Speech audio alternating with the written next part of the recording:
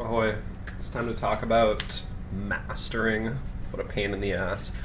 But it helps when you have have stacked up all your stuff on your walls. Got a little bit less reflection in this room than I did before, but that's as good a place as any to start. You can hear in this microphone, there's a whole bunch of disruptive characteristics in this room that are going to add stuff to my sound. Now, that's added stuff to my sounds during the composition process because I'm using these speakers, I'm using this room, I'm using these headphones, I've got this background noise, and you get used to that. Well, every time somebody's listening to it, it's going to be in a different context, and so that's what mastering is about. Mastering is about bridging the gap between the the production, not like the mixing environment, and the listening environment, which is so different, and the requirements are so different. And it's like, as a musician or somebody who's trying to produce audio, you should have a handle on that. You should be perfectly aware of that, but that awareness doesn't really translate into like mastery of mastering. Mastery of mastering takes forever because people make really crappy videos about it. I've watched like basically every like mastering, like this. I've been watching all these YouTube videos about mastering, and it's like, yeah, oh god, okay, just like having to listen to the same person's kind of like friend's rock and roll song that they're, or they're this amazing band that they're working with, and they're making so much money, by doing a few things to the song, and they're putting it out, and they want me to listen to the same 8 bars of it, 50 times to understand how something works. I decided for this video, because I kept trying to make videos where I'm working on my tracks to explain this stuff, but it's too complicated. You can't do it unless you're like, oh well, and then this is doing this, and that's because this is over here, blah blah blah. I really want to give people like a very, very straightforward idea of what mastering is, almost from like an academic standpoint. Like, I don't think I'm going to be playing anything in here, which is great. I spent so long setting it up so that I could record and be working in Ableton at the same time and stuff like that, and now I'm like, well, I don't even really need to have the audio engine on but there it is, Ableton Live, my favorite. It's so great. I mean, it's all I have access to now because somebody actually gave me a version of Reason, and then I lost it. I lost my physical copy of Reason. I feel so bad because I love Reason so much. I've worked with Cubase, I've worked with Pro Tools a tiny little bit, I've worked with Logic a bunch. Unfortunately, I've had to work with those 3 pieces of software to do the things that I'm about to demonstrate in Ableton. And I say unfortunately because I hate that software so much. I don't know why they want you to look through this big crazy menu of stuff when you need to like put in a few plugins. And I love that Ableton doesn't make you look through a big crazy. It's not that big, and it's not that crazy. This isn't so bad. This is not that many plugins. This is just a few. So that's not so bad.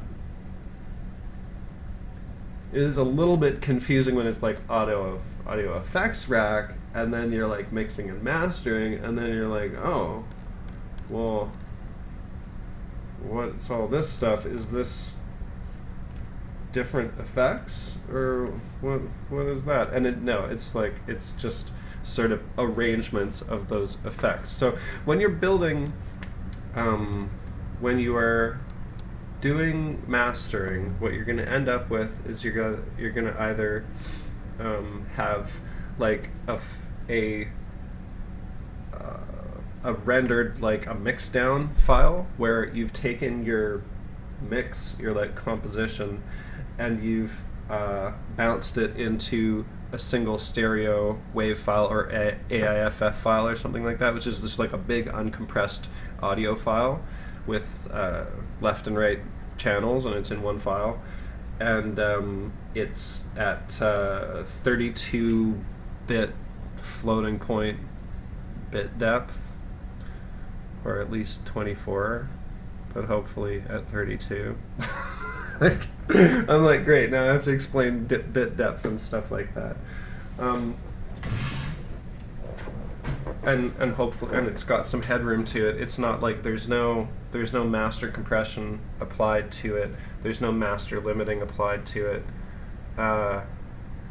and it's just like, usually when I'm composing something and mixing something, I will have a mastering channel. I'll have a mastering strip that I'm sort of tweaking as I'm working on it, and I'm like turning the mastering strip on and off, just to make sure. But that's kind of the privilege of me working on my own track from beginning to end, and nobody else is going to be mastering it, so I'm never going to benefit from that anyway, so I might as well just do it as I go.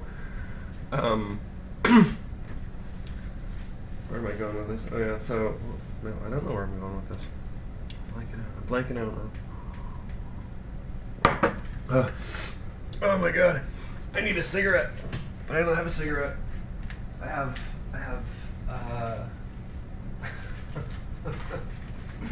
I have like my cigarette butts that I'm smoking out of my weed pipe. When you really care a lot more about like oscillators and filters and stuff than than money. Like, you really have to care about money, or just kind of be good at making it, or just sort of be connected with it in order to avoid a habit like smoking. So this is how silly this is going to get. I'm actually going to smoke tobacco out of a marijuana pipe on like, in order to just continue making this video. So oh yeah, the components. The mastering strip is one of the components of mastering. It's what makes mastering happen. And a mastering strip is just a sequence of effects that is the last thing that happens to a stereo mix of a song before it is, back in the day, be printed to tape. Now, is rendered to an audio file that you want to publish. That's the thing, is that with mastering, you have to do a couple of things just to technically limit the dynamic range so that it is compatible with your publishing formats. Like, the publishing format that you're going to be working with has half of the data associated with the loudness that that what you've been mixing with has. Like, when you're mixing and you're using effects and stuff like that, there's all this extra detail in terms of the loudness, the amplitude, the difference between it's like the space between what we call the noise floor, which is kind of like if you turn your system way up and and play a piece of silence in your song where there's just no events, there's going to be like a certain amount of noise. And so when you're recording and stuff, you're using 24-bit files, so they have more loudness to them. They have like basically more room between the music and that noise floor, so that the music can really can stand out and get processed without that noise kind of getting tangled up with the music and messing with the processing. So some of the things that we do when we are mastering it brings the noise floor closer, but it's okay because everything that noise floor would interfere with has already been done. We've already done the reverb, we've already done all this different processing, and we've done it at a very high quality. We've done it really high quality. We're doing it at 96 kilohertz, whatever, sampling rate, and we've done it at 24-bit and everything like that. and we are about to publish a song in 16-bit instead of 32 or 24-bit, which means the song itself, it's not like it's quieter, but it just has less detail in the volume. And so we basically need to like scale our track in to accommodate that. So it's like we need to take something that is really wide and is really heavy and is all over the place, and we need to sort of squeeze it into this channel that where we can publish it in, and it basically will sound the same. It's not gonna, and it has. We want to make it sound the same. That's part of mastering. We don't want it to sound different in terms of the way it's audible, but we want it to be publishable in this, in this mass format. And the format is 16-bit at 48 kilohertz, and the 48 kilohertz is like the number of samples per second. So the number of like little bits of audio per second, the number of times a second that the speaker changes, that the diaphragm of the speaker changes its position, and updates the sound. So that's being kind of cut in half. I always produce at 96 kilohertz and then publish at 48. So both in terms of the detail in both dimensions, in time and also in amplitude, like in loudness, in both of those ways, our track is losing resolution. It's like we're taking a photo that is a 4 megapixel photo and turning it into a, I don't know what halving it is. Halving it would be 3 or something, I don't know. But it's like taking a photo that is, 200 pixels, 2,000 pixels wide, and saying like, I don't need that many pixels, I'm just printing it out, I'm just putting it on Facebook, I only need it to be 800 pixels wide, or whatever. It's just a drawing, I only need it to be 600, so we're scaling it all down, and it's going to look the same because it's going to be displayed the same, so it's just, you're scaling it down instead of getting your web browser to scale it down. That's kind of what we're doing with mastering. So in order to do that, it's like you apply effects to the sound that are meant to be what you'd call discrete, or I guess discrete isn't the word, transparent is the word. Transparent is this word that audio producers use to mean you don't really hear the difference. It's like not apparent. So that's the big word with mastering. That's what we want to achieve with mastering. So this would be kind of like one mastering strip you can use. This mixing and mastering thing is kind of cool because it allows us to see some sort of typical mastering strips. This is like a maximizing kind of strip, and it combines like an EQ, a saturator, a compressor, and a limiter. This is really, really, really typical.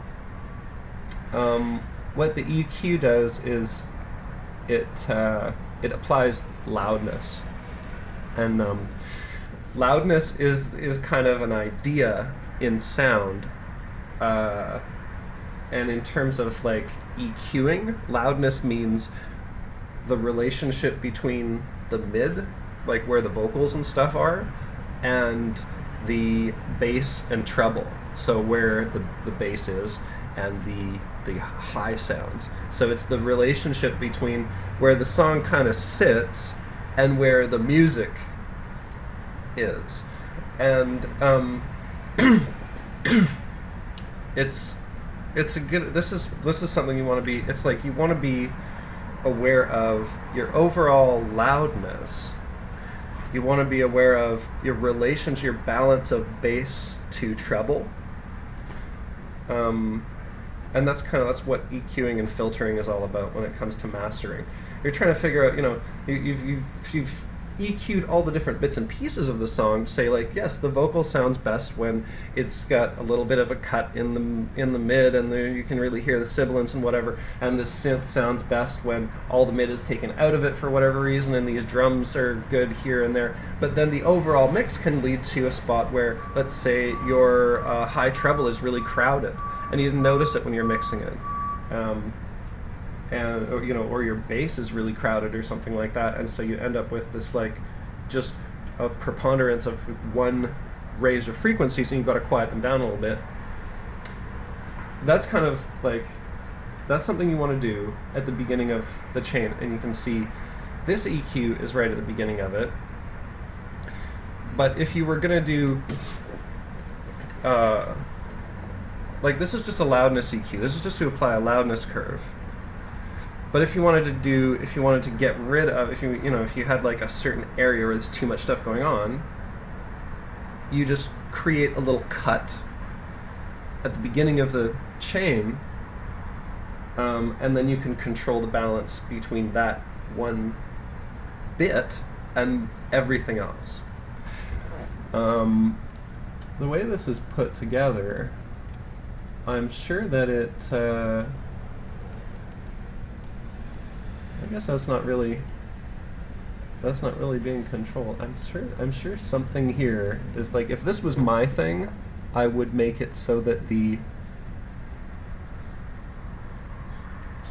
things go up and down based on like one thing here, but it doesn't look like any of this is doing that. It looks like this is just sort of applying a little bit of loudness to the track before it gets saturated. So saturation is part of a lot of mastering. It doesn't have to be, but it's kind of important because it can make your sounds more legible just by distorting them a little bit. But with saturation, it's like you want to not really distort it, because distorting something is like clipping it.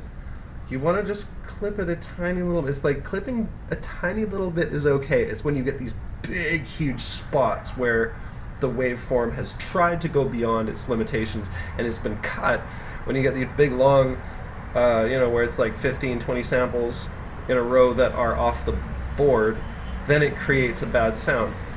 But if you can make a tiny little bit of clipping, you can like make the sound louder, make it clearer, because you're creating additional sounds inside the sound that sort of explain what it is. In the same way as like sometimes if somebody's voice is a little bit raspy, it's kind of easier to hear what they're saying, and sometimes a little harder. It's like if somebody's talking a little muffled like this, versus like if they have a thing in their throat, like maybe even if it sounds worse, it sort of makes it easier to hear. Well, that's what the deal is with that. So that's why you see a saturator in a lot of mastering chains. This is pretty typical to see a compressor. A compressor is just going to take the sound and apply this curve to it where there's loud bits, it quiets it down. Where there's medium bits, it doesn't really do anything to it. Where there's quiet bits, it makes it a bit louder, basically just by sort of turning the thing down at where it gets really loud and then turning everything up so that everything's louder, and you can afford for everything to be louder because the really loud bits are under control. They're getting quietened down a little bit so that you're not getting like hit with these bits and pieces of the sound that are super loud, like when somebody, when you've got your singer coming in at the same time as the drummer's coming back in from doing something else, and you've got a new synth coming in, and you're listening to the song and it's great, but all this stuff comes in and it's way, way, way, way, way too loud, and you just do not need it to be much, much, much louder. But you're like, okay, well, how do we do that? Quiet all this down? What's going on? That's what a compressor is for, is to just cinch everything in. I was talking about how you have to scale the sound so it's a bit smaller, closer together, so that you can hear the whole thing when you're listening to it when you're listening to it at listening level. That's the thing. When you're listening to something at improv level or at composition level or whatever, you're hearing it really loud, and so you're hearing all the detail, you're hearing all the little bits and pieces. Now you need to make something where you're still hearing all those little bits and pieces, but the overall volume is lower, so you can listen to it. So it's at listening level, which listening level can be just normal listening level at home. It can be much, much, much louder in a club but where there's a whole bunch of competing sources of sound, and so you still want that, you need that clarity, you need it to be a little bit limited in terms of what it's delivering so that everybody can hear the quiet bits as much as the loud bits. You don't need the quiet bits to be as loud as the loud bits, you just need them to be not too quiet to be audible. You need that relationship between the loud bits and the quiet bits to be what you want. That's what you do with a compressor. And there's different kinds of compressors that you want to use for different situations. And you basically, it's like, I could say, okay, here's how you do this, here's how you do this, here's how you do this. But I'd rather explain how these things work, and then explain that the process really is a matter of deciding what is my biggest problem with the sound right now. It's funny, this is the same thing with web usability. You want to just tackle the biggest problem first, and then sort of reassess what you're left with after you do that, and then figure out what the next biggest problem is. So, I mean, I can say, yeah, a typical mastering chain is a bit of filtering to get the spectral relationships between the different bits of sound balanced out, and then a bit of saturation to bring out the color of the sound as much as you possibly can, the color, the character, the texture, whatever it is, and then some compression, or compression first and then saturation, depending on what you want your relationship to be like there. And you can't decide that unless you actually know how that shit works. So that's kind of why I'm not trying to say, like, here's how to master a song. I'm trying to say, here's what mastering is, because you're going to have to make that decision whether you want to limit the dynamic range before you introduce clipping, or whether clipping is really your first step for limiting the dynamic range before you start conditioning it with a compressor. Oh, now I'm getting lost again. Whatever.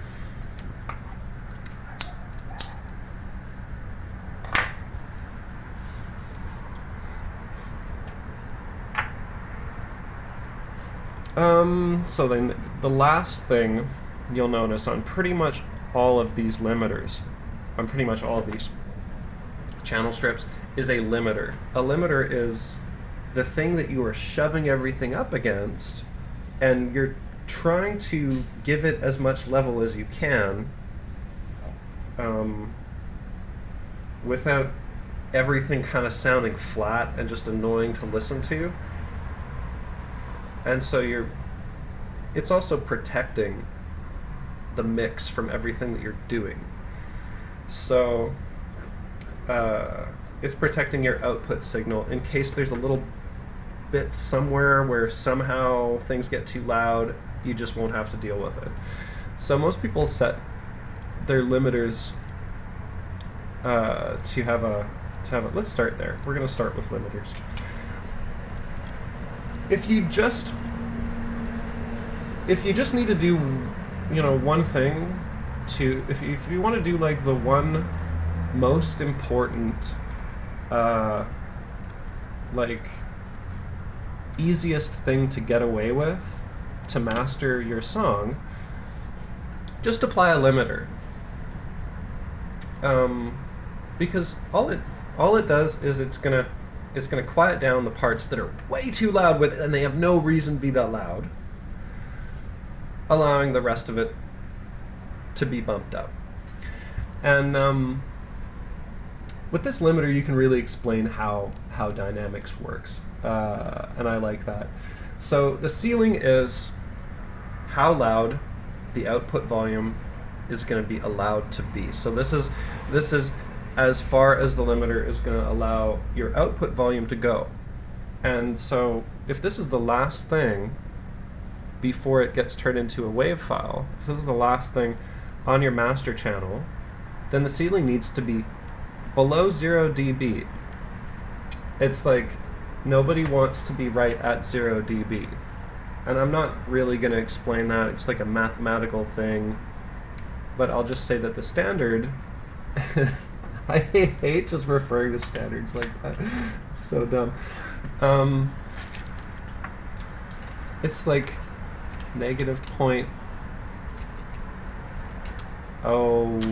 5 dB or something. Like negative 0.1 dB is apparently not noticeable. So everybody sort of aims for that so that they are not ever right at the edge. Because apparently some sound systems can't deal with something being completely 0 dB. With digital audio, 0 dB is as loud as it gets. And anything below that is in the minus. So it's different from analog audio. Of course, like with tape, your music is occurring somewhere between 4 and 6 dB in the positive, or somewhere between 2 and 3. With vinyl, it's, I don't know, 8 or something. I don't know what vinyl is. But with digital, it's all in a negative. It's all below 0, just because of the way that it works. Much the way a digital picture works, as in like white is the brightest it can possibly get. If you try to go beyond there, I guess that's the same with analog. I don't really know how to explain that for now, so I'm just going to skip it, which kind of sucks, but it's too detailed, it's too crazy. So ceiling is always below 0. I often throw mine at like negative 1 dB, because I'm making music that sounds louder than it is on albums that are supposed to be kind of traditionally quiet. Making ambient music, it's got a very wide dynamic range, but it's also a little bit quiet, but it's also a bit louder. It sounds louder than it actually is, so it's like, yeah, it's got a wide dynamic range, but it's also sort of shoved into being big and loud and a bit distorted. So I like to compensate by actually keeping it kind of a little on the quiet side. But for most production releases, your whole goal is to get every single half decibel that you possibly can in terms of volume without clipping it badly. So I'm going to set this to like negative 0.1 dB. And then what really matters is the input gain. So the input gain is how much it like makes everything louder, anticipating that the super loud parts are going to get quietened down. And so you basically want to, the rule of thumb for this is you turn up the gain until the track stops getting noticeably louder.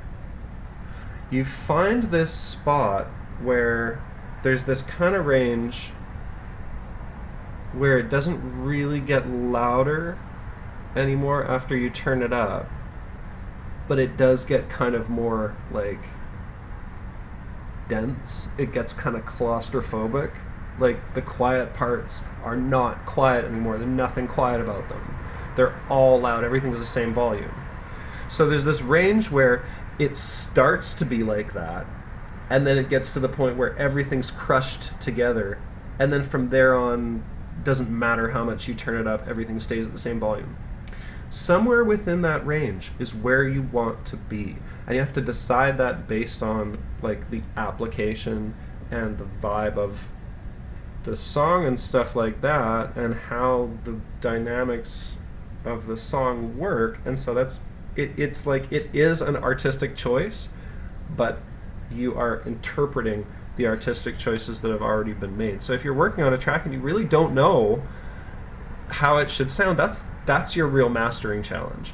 Is you're working on somebody's track, or maybe it's yours, and you just do not know how to make these decisions. When you don't know how to make the decision, of course, you head for somewhere in the middle and just hope for the best. And just hope that you'll notice later if it's sort of too much one way or too much the other way, and then you can go back and change it. But there is a range here of efficacy, and that's the same way it is with all this stuff, where you don't want it to be too high and you don't want it to be too low, but the less you know what you're doing, the more you want to err on the side of it being a bit less of a dramatic change. So the other rule of thumb with a limiter is turn it up until it only applies volume reduction really, really, really rarely. So all it's doing is keeping your track under control. Again, it's really about, you know, what problems are you trying to solve? Do you have a track that, you know, has a couple bits and pieces that are just unnecessarily loud, but the rest of it is, you know, practically flat and perfect? Do you have a track that you like the way that the kick drum just takes over every time it comes in, and you do want the whole song to revolve around the kick drum or something like that? You want the kick drum to destabilize everything, but everything else to still be loud. Well, then you're using your limiter to create that relationship between the kick drum and the rest of the song. Then you're trying to make it so that the like volume reduction that it does, which is going to be in this little thing here, it's going to show you how much it's reducing the volume. So if you're doing that, where you're saying like every single kick drum is going to like make everything else go for a second, then you want this to be animated, so it's kind of like dish, dish, dish, dish, dish, dish, so that it reflects the way that you want your kick drum to relate to the rest of the song. If it's a song where every once in a while your vocalist takes over and just does a really crazy scream, and you want that to kind of take over, then it's just going to be pretty much blank the whole time, except every once in a while it's going to be something, and then go back to zero when that little bit is over. For most applications, this limiter really is kind of determining the relationship between like super loud percussion and everything else. So it's going to be not really doing much, except every once in a while it's going to be like,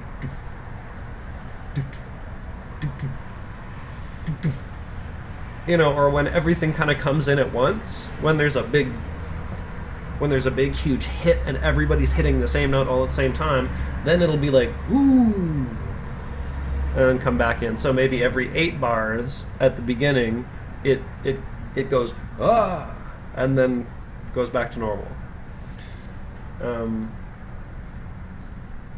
Those are all really typical ways to use a limiter. And so sometimes you could have, I guess you could have a couple of different limiters, but one really common way of using limiters would be to, say, have one at the beginning of your mastering chain to bring everything up into the level that prepares it for other work, that prepares it for like multi-band compression, where you're determining the relationships between the different, kind of like between the bass, the treble, and the mids, and then you're putting that through another limiter. And so you're applying sort of gentle control in 3 different ways. One to prepare the sound for the next processor, and then the last one to protect the sound from that middle processor. So let's say if a multi-band compressor is at the heart of your mastering setup, which in a lot of cases it is for me, then you might just want a limiter on both sides, or a compressor at the beginning and then a limiter at the end. Basically, a limiter at the end is what you're going to end up with pretty much any mastering channel. And like I said, a lot of mastering is going to be based around a multi-band dynamics processor. And this is what allows us to, it's like if you've heard of finalizing or maximizing or that kind of stuff, this relates a little bit to that.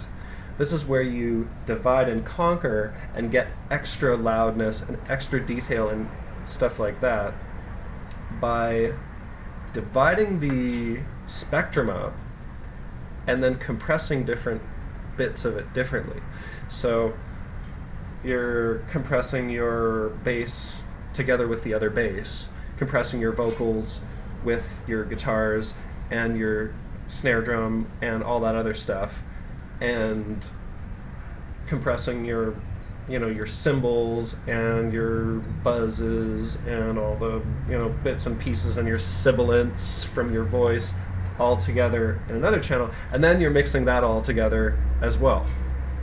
That's a really useful thing. That's a very, very, very important thing. Like, if mastering is one thing, you're going to do one thing while mastering.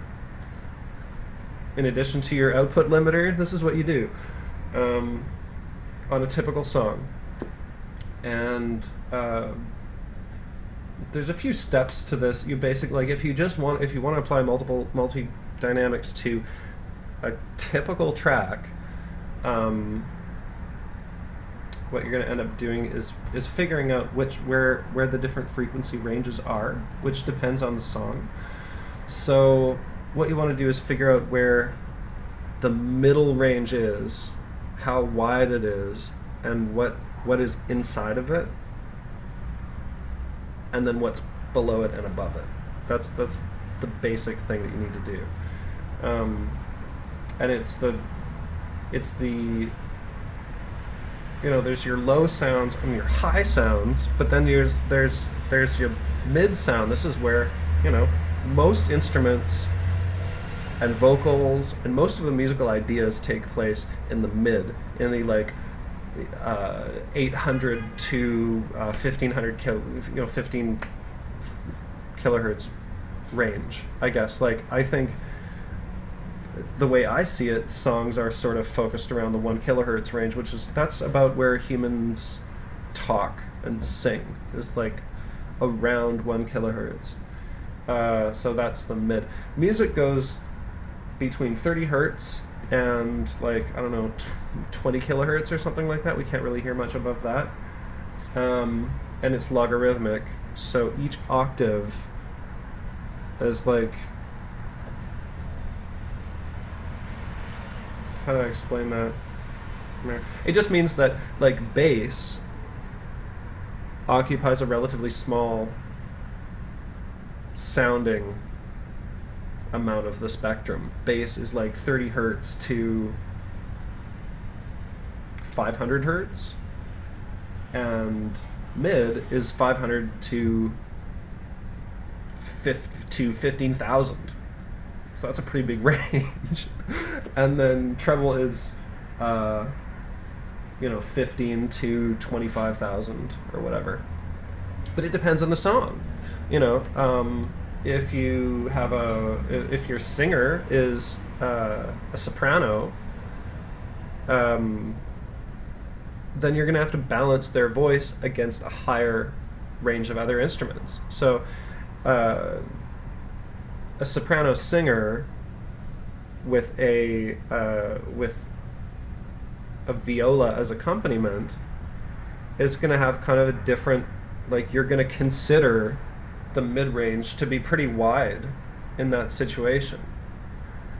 Whereas a tenor singer with a 6-string guitar accompaniment, it's going to be a narrower mid-range, because those two instruments are closer together and they're closer to the middle of the spectrum. If you have a bass singer, then that bass singer's voice is going to have to compete with different sounds. It's going to have to compete with the high bass. It's going to have to compete with the high end of the kick drum and the low end of the snare drum, not just the high end of the snare drum where most people's vocals are going to have to compete. So with each song you have to decide what your mid-range is. And I like to decide that by soloing the mid channel. See, this is how this thing works, and it doesn't really show, it looks like it's divided between between this section, and this section, but it's not. It's actually divided between the treble, the mid, and the bass. So it's more in these three different channels here, like that. And these three things are like the input volume for each channel. These three things are like the output, and then in the middle here is how you control how much it squishes the dynamic range or extends it. And then with these things here, where you can put in different hertz, and it says like low and high and stuff like that. This is where you control the shape of the the shape of the different channels.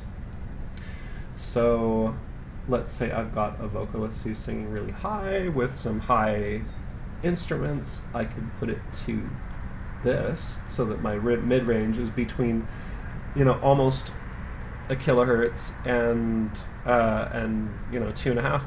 But what's best to do is solo the mid-range and then make the high cutoff. This is what this is a crossover. It's like it's like splitting the sound. So it's like, okay, where do I split it? Where is your treble and where's your mid? Where do you want me to split it up? So this is where you're splitting. I'm saying it like it's either going to split really high and you're going to have a really wide mid-range, or it's going to split really low and you're going to have a really narrow mid-range or a low mid-range or whatever you got. So what you end up doing when I solo this and then I cinch this in, I'm trying to make like a version of it that is good on its own. Where like if this was all I heard, this would be okay. I could understand the song. The song's in there. I can get it. And then I apply the dynamics that I want to apply to it. When this comes in, it animates the input signal so that you can see it right here. And then this represents like the sort of the threshold, and this represents the compression ratio. So you can work with it in a few different ways. Like you can tweak the input so that it sort of links up with wherever you've got this set, and then tweak the output to make it whatever volume you want. But what I like to do is just leave it just depends on what your track is like. If your track doesn't have enough mid or something like that, then you want to start by just increasing the input on the mid. And then when you discover how loud is too loud for the mid, well then you can just use this kind of like a limiter. Like if you want to use this as a limiter, that's what I like to do. You pull all the way down on this thing, and that turns the compression ratio to infinite, so it just doesn't let it get above this volume. Because this has a soft knee thing, which basically means the closer you get to the threshold, the more I'm going to apply a little bit of pressure. It means that you can sort of scare away these frequencies by bumping this towards them. So that's my process with this. I like to do that. I like to sort of set my volume to the way I want it on my system and everything like that, and then pin everything around the mid-range. Discover what my mid-range is, discover how loud I want it to be on average, and then I can figure out how loud I want it to max out at. And then I just pull this towards where I want that to be, and then I know, okay, I've got my mids under control. I've got them the loudness that I want, and I've got them under control so that I know they're not going to go over a certain range. And I'm like, okay, well, this is perfect. Then I start to balance the bass and the treble against that. And sometimes I need to like do the same thing where I'm pushing them up against a limiter. Sometimes I need to just apply like a really gradual compression to it like this. If let's say my bass is coming up to here, and I want the whole bass to be compressed a little bit, I can go all the way down to where it starts and compress it as much as I want, and just, you know, and just do that and just control the bass. That's if I've got bass that needs that type of attention. If I've got bass where all I want to do is make the kick drum interfere with the bass a little bit without setting up a whole thing to do side chaining and all this other stuff to make that happen. If I just want to make sure that the bass is always going to be beefy, and it's going to kind of mess with itself a little bit, so that anytime the kick drum comes in, the bass is going to be cut out just slightly, so that it emphasizes the kick drum, makes the kick drum sound louder without the kick drum being louder. That's sort of the thing, is like loudness is as perceptual as it is like real. So you're working with the perceptual here. Like when you listen to a final track, it's almost like there's all these, not optical illusions, but audio illusions built into it that have been, you know, set up by a human being, and set up in order to be sort of transparent. Yet again, I'm saying transparent, so that you don't notice them. They're discrete, they're transparent, you don't really notice them, but it makes it sound the way it is. It makes it sound like music. It makes it sound legible. It makes it make sense to your brain when you're listening to it really loud on a system that doesn't do loudness very well, or whatever the case may be. I really need to get some more vape juice, but yeah, this is what poverty's all about. I've stopped trying to hide it, and now it's making its way into all my videos about whatever, which is, it's a little bit more comfortable than hiding your poverty. Is just sort of like, yeah, I'll let it all hang out, but yeah.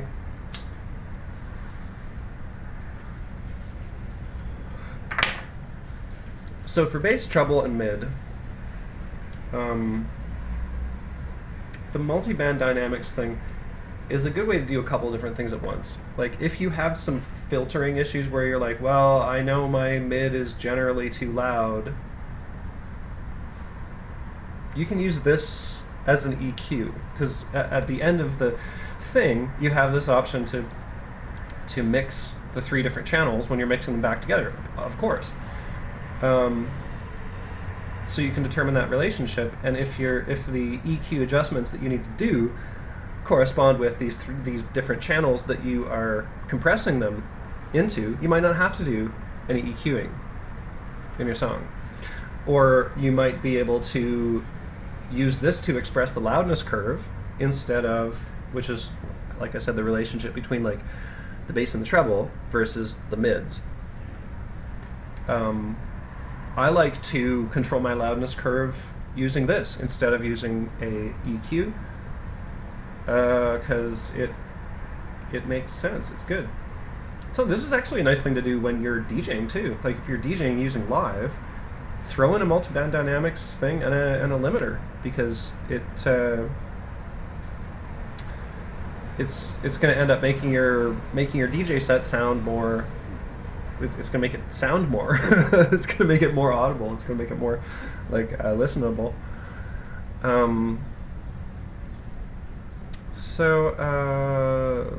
Like in some situations, you end up using multi-band dynamics to mess with just one little bit of audio. Like I often have a track where there's one piece of the puzzle that is kind of out of control. Like it's often the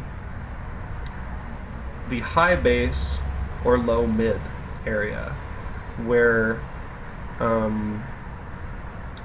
the sort of the mid sounds from like a bass line and the kick drum, and the low end of the sound of a snare drum and other drums and stuff like that, the bassy parts of a guitar, the trebly parts of a bass guitar, the bassy parts of vocals and stuff, this is an area where a whole bunch of different things collide. And a lot of people, when they are mastering, one of the things that they'll do is just EQ this whole section down.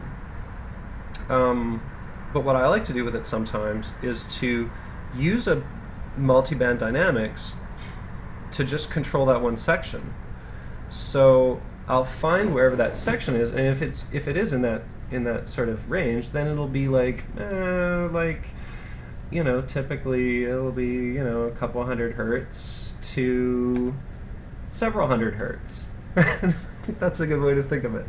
And of course I have to discover it by listening to it and stuff, but I really don't want to do that in this, because this is I want to explain how this stuff works. So I'll use this to find where that frequency is, and then I can deactivate the other. Oh no, I can't, but I can. What can I do that? There we go. Okay. So these little things here, like, turn compression on and off for those bits. So if I'm only trying to affect one range, this is how I can do that. This is how I can apply compression to some of the audio and leave the rest of it unaffected. So this is a good thing to consider as an alternative to filtering. Like, when you're EQing something, you discover that there's part of it that needs like less dynamic range, needs to be crushed a little bit, or needs to be expanded, because you can do that with this too, by moving these the other way. So that'll expand the sound, so the loud parts are even louder, quiet parts are even quieter, and you can bring bits up. So let's say you've got something where the quiet parts are way too quiet. The medium is perfect, so you don't want to make the medium bits louder, and the loud parts are fine. Well, you want to put this to the point where it's catching up with its normal position, its normal level, but so that the low bits are getting loudened up a bit. But that's another way that you can use multiband dynamics to sort of condition the sound before it does other stuff. There's a lot of good reasons to have 2 or more multiband dynamics processors on one system. One good reason is you can put several of these together to make like a maximizer, where you have 3 different channels. Say if you divide each of those into 3 more, then you have 9 channels, and then let's say you compress each one of those channels, it's going to add loudness as well. I don't really do that. I just sort of listen to what I've got, solve the problem that I have. So I'll I'll isolate a certain frequency range, control it, and then control the one above it, control the one below it, and then say, cool.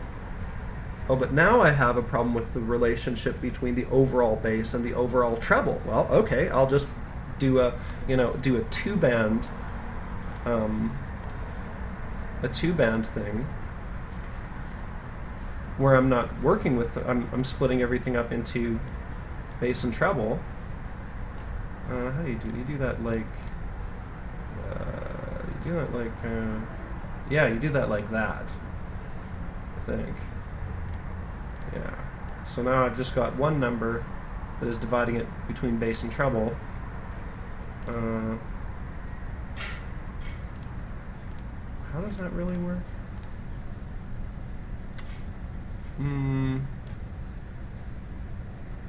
I think this is how you make this a dual band compressor. If it's not, I'm sorry, but yeah, this is pretty much how you do it.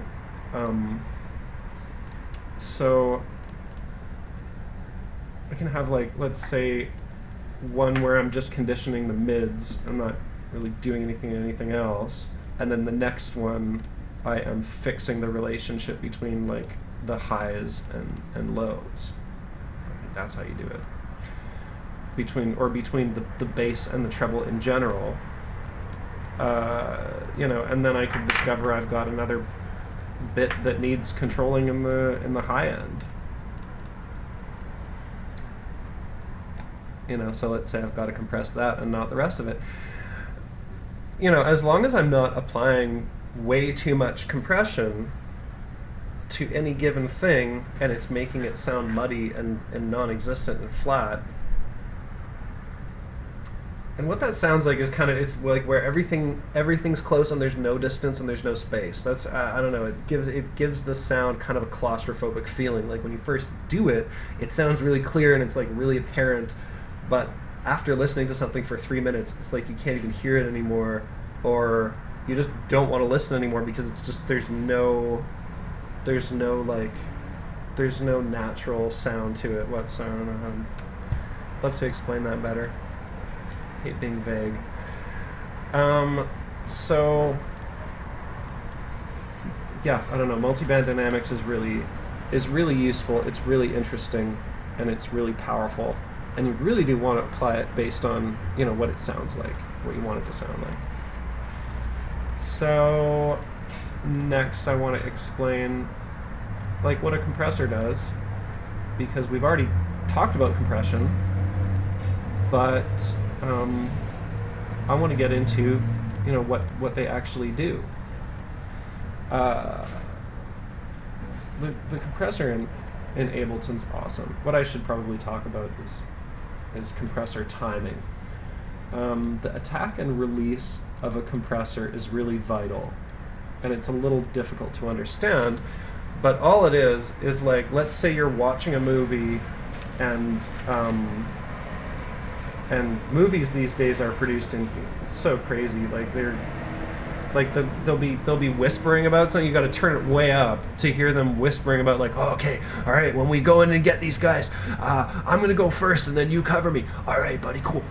And then the guy goes in and starts shooting, and it's like the first gunshot is unbelievably loud, and you're like, great, all my neighbors are gonna think that I just shot somebody in my apartment. This is so stupid. And you run to your remote to put it at half volume.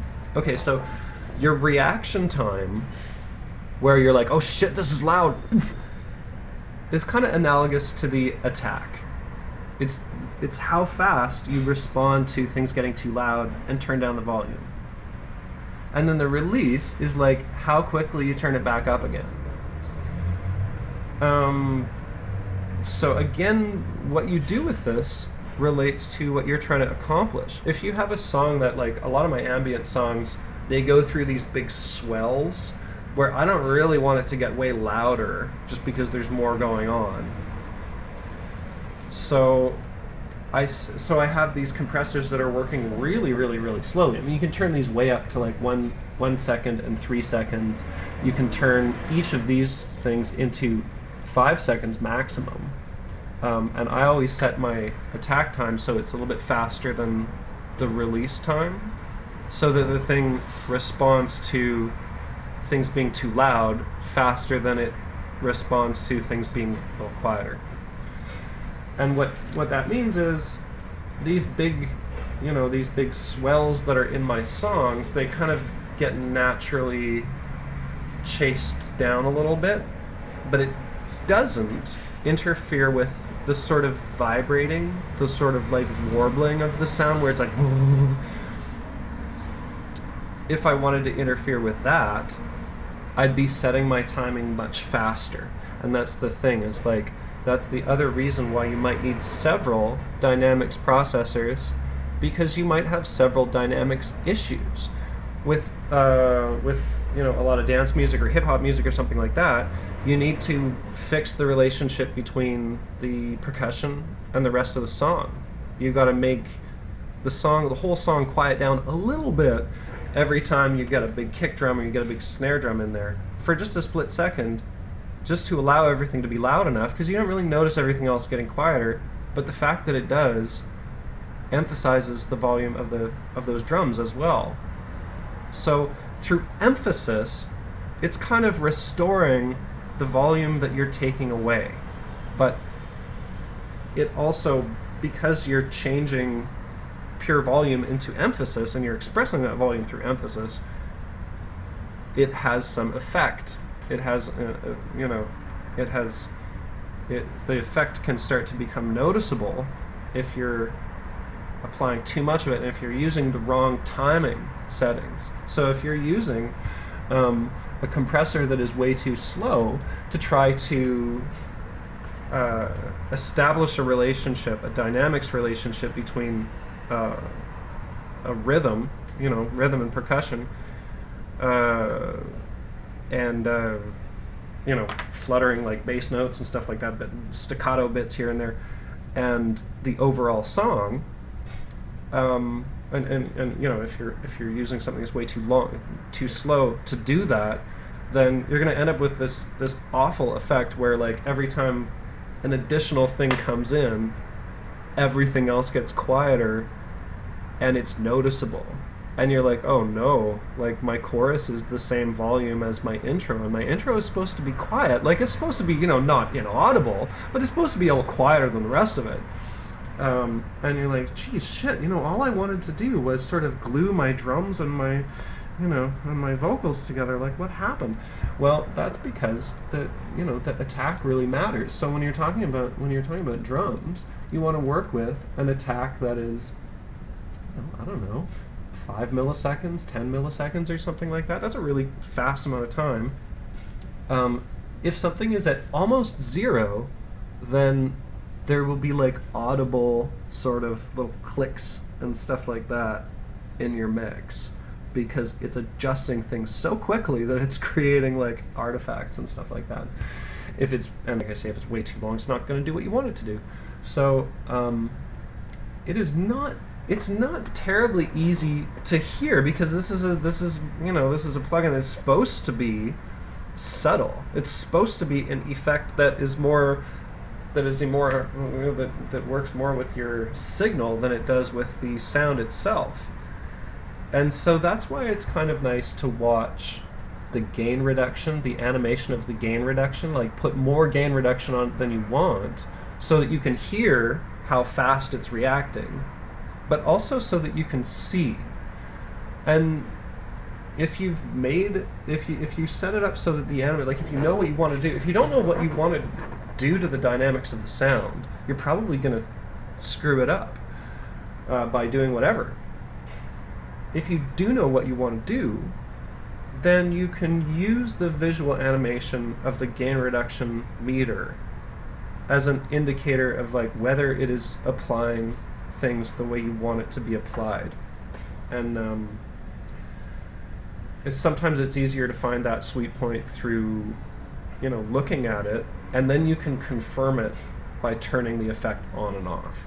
And you can confirm it by then changing the ratio, which is the amount of gain reduction that's applied. The ratio is like, how much am I going to compress it?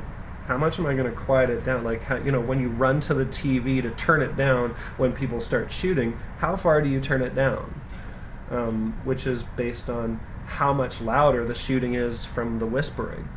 So that's the difference between a compressor and a limiter. A limiter simply says, look, anything that's louder than this, I'm going to quiet it down so that it is this loud. It's the same volume as this.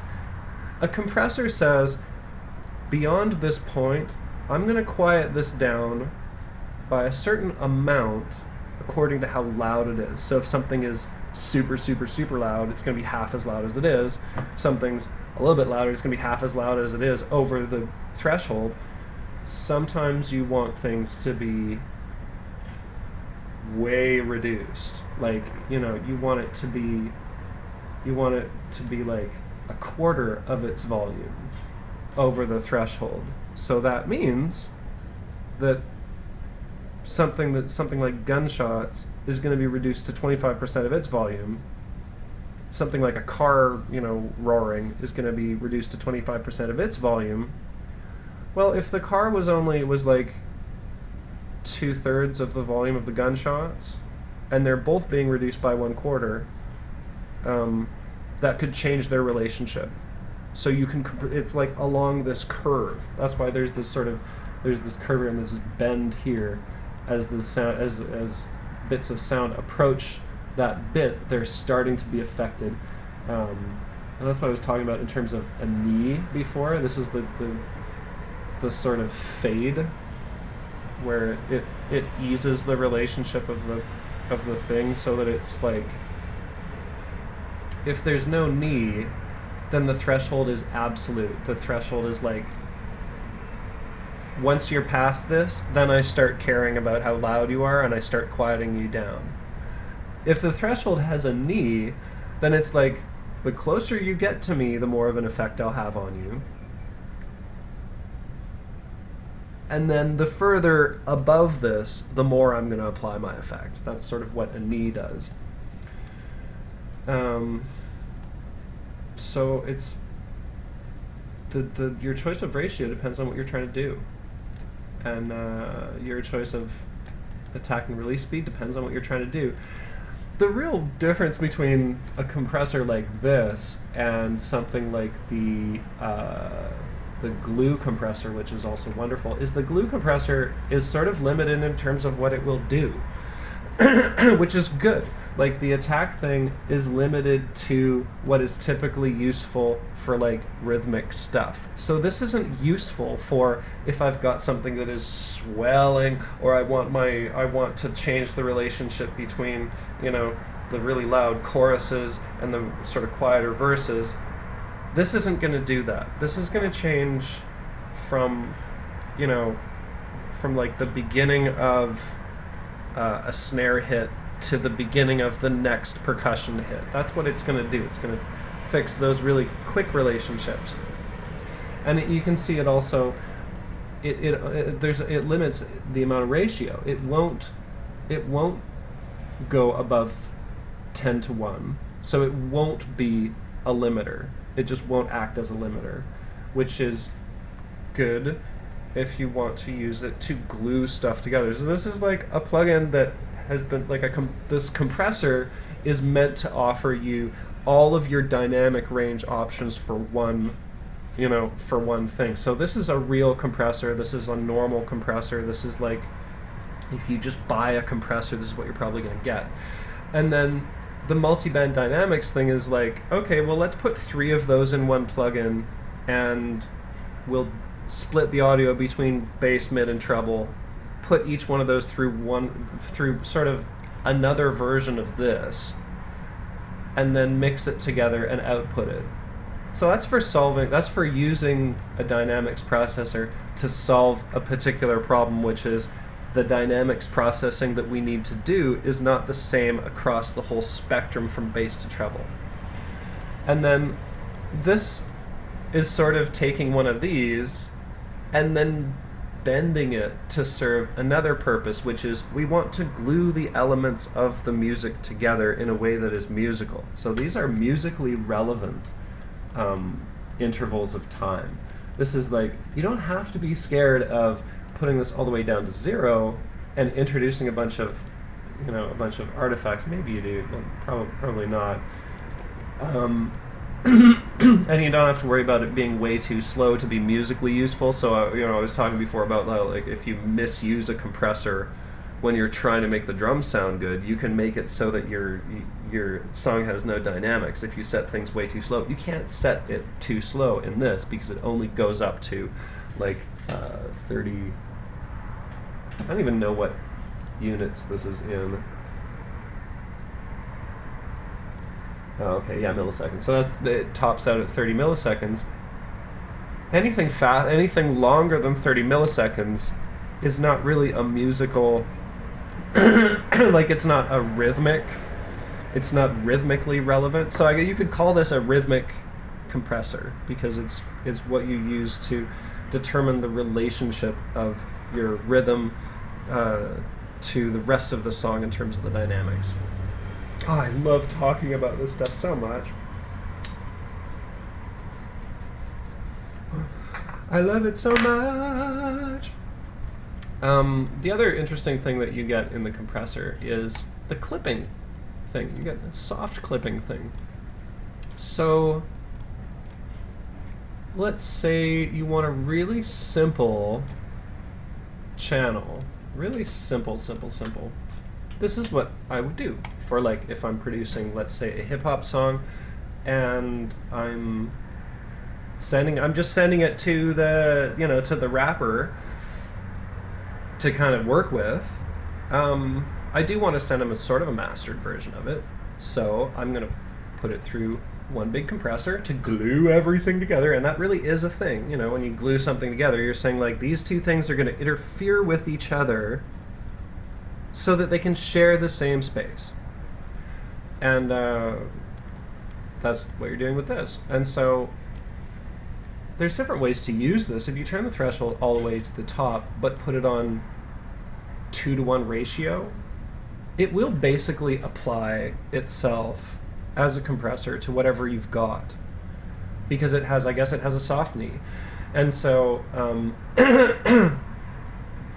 actually, I guess what I would do is, like, you throw a utility before this, fix the gain, and set the gain. Like, if you want to just apply just gentle overall compression to something, throw it on a ratio of 2-to-1, no threshold, no makeup gain, and and somewhere between here and here for both of these. Then you just adjust this gain, you turn it up, like, as with my sort of rule of thumb with the limiter, you turn it up until it stops getting louder, and then you find the sweet spot where it's still got dynamics and it's still loud. And then you're using this to condition it for this. So this is what is making it stop getting louder after a certain point. Or in this case, if you're using 2, it's not that it's going to stop getting louder. It's that it's going to stop getting, like, it's going to stop being sort of pleasant. The effect it's going to stop being pleasant. So you're using this to get the music into the range at which you want this to affect it. So you want this to be bouncing with this shows the gain reduction.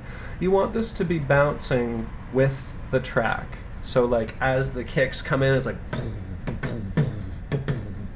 you want this to kind of be jumping a little bit, going do do do do do do do do, so that you can see that it is gluing things together according to the actual rhythm of the song. La, la, la, la, la. So once it is doing that, then, and once the dynamics are a little bit shaped, a little bit under control, then the typical producer wants to apply some saturation to bring out all the qualities of the thing, all the different. All it does is it sort of adds sounds to your sound that are already there, but they're not really as emphasized as they could be by saturating it. So it fattens up the waveform and clips off the edges where it goes beyond what the channel can do, but it clips it off in a soft, kind of like careful way. So when you're working with this clipping thing, again, it's a matter of balance. So you turn the makeup gain up until the clipping starts sounding bad, until it starts sounding like actual distortion. Because what you want the clipping to be doing is just hitting the loud parts and sort of shaping them down. So once again, it's quietening it down, but because it's clipping it, it's quietening it down in a way where it's almost redistributing.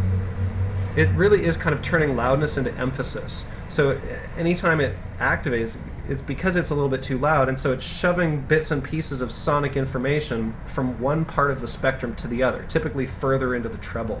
So it's like if you've got a bass sound, if you've got a kick drum sound or something, it's like you throw it through this thing, and it's going to resonate somewhere along like its sort of set of upper frequency things. So it's going to be like, it might get a little bit of a buzz somewhere that you like, but too much of it is going to turn into like it's going to sound shitty. So the makeup is sort of about the relationship between your clipping and your clarity. And then actually, I think if you're putting something through a soft clip, you don't need to limit it, but no, you still want to limit it so that when it is clipping, it's not clipping right at 0. So you still need to throw a limiter in after everything, so that you are maintaining a ceiling that does not go all the way up against the wall. So this, like, I love this sort of like divide and conquer, multiband compression, and then up against the wall. How to use a limiter, and being up against the wall is really about being almost touching the wall. You know, like you are making the ceiling just barely high enough so that the hairs of on your head are touching the ceiling when you're jumping as high as you possibly can. But you're not hitting your head. That's kind of what it's like. So you're shoving the sound up against the wall, trying to not make it sound like it's being beaten against it, but maybe just a little bit. Maybe it's being hurt just a little bit.